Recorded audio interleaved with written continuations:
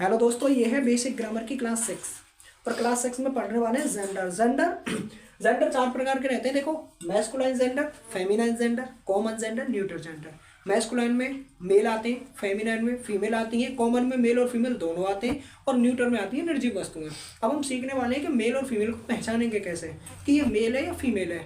हालांकि living things में हम बहुत अच्छे से पहचान सकते हैं, पर मैंने बोला चांद ये निर्जीव है, बट कुछ चीज़ें ऐसी हैं जो निर्जीव होने के बाद भी तो मैस्कुलाइन और फेमिनाइन में आती है। जैसे चांद है, अब चांद को आप किस में लोगे? मून किस में आएगा? मैस्कुलाइन में, फेमिनाइन में? आपका जवाब होगा मैस्कुलाइन में, बट ये जवाब गलत है। क्यों गलत है?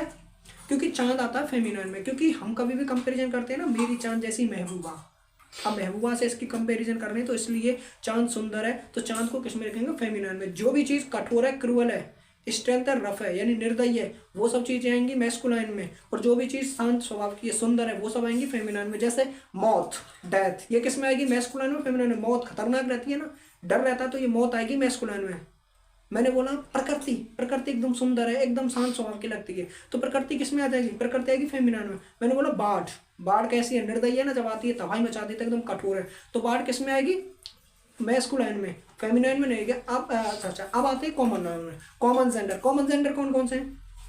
कॉमन जेंडर में मेल और फीमेल दोनों आते हैं। जैसे टीचर, अब टीचर हमारी मेल भी हो सकती है, फीमेल भी हो सकती है, यानी कि महिला भी हो सकती है और पुरुष भी हो सकती है, ठीक है। जैसे डॉक्टर, डॉक्टर हमारा मेल भी हो सकता है, फीमेल भी हो सकता है। जैसे चाइल्ड, बच्चा हमारा लड़की भी हो सकती है, लड़का है तब लड़का रहे या लड़की रहे हम बोलेंगे बच्चा है। चाइल्ड ही तो बोलते हैं छोटे बच्चों को, ठीक है। अच्छा, न्यूट्रल में सभी निर्जीव वस्तुएं वो सब न्यूट्रल में आती हैं। कुछ चीज़ें ऐसी हैं जो इन नियमों का पालन नहीं करती, क्योंकि कुछ न्यूट्रल चीज़ों को किस में रखा जाता है? मैस्कुलाइन और फेमिनाइन में।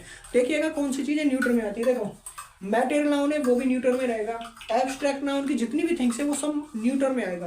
कलेक्टिव नाउन है, न्यूट्रल रहेगा। छोटे छोटे जीव जंतु वो है तो सजीव, फिर भी वो किस में गिने जाएंगे? निर्जीव में गिने जाएंगे, न्यूट्रल गिने जाएंगे, ठीक है। छोटे छोटे बच्चे, पशु, इन्फेंट, इन्फेंट माने शिशु रहता है, जैसे अभी जन्म लिया शिशु ने, तो वो किस में आएगा? वो न्यूट्रल जेंडर में आएगा, ठीक।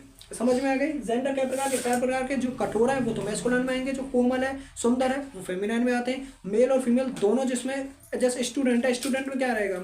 लड़का भी रहता है, लड़की भी रहती है। लड़का को भी स्टूडेंट बोलते हैं, लड़की के बोलते हैं, तो ये किस में आएगा? कॉमन में आएगा। न्यूट्रल में कौन कौन सी चीज़ आती है? देखो, मैटेरियल नाउन है, जितने भी मैटर है मैं पढ़ा चुका हूँ। मैटेरियल नाउन कौन सी? एब्स्ट्रैक्ट नाउन है, जितने हमारे गुस्सा, क्रोध, ये सब किस में आएंगे? न्यूट्रल में आएंगे। कलेक्टिव नाउन है, ये भी न्यूट्रल में आने वाली है। छोटे जीव जंतु किस में आएंगे? न्यूट्रल में आएंगे। छोटे छोटे बच्चे न्यूट्रल में आते हैं। ये सब कौन सी नाउन में आएंगे? न्यूट्रल में, न्यूट्रल जेंडर में आएंगे। Thank you.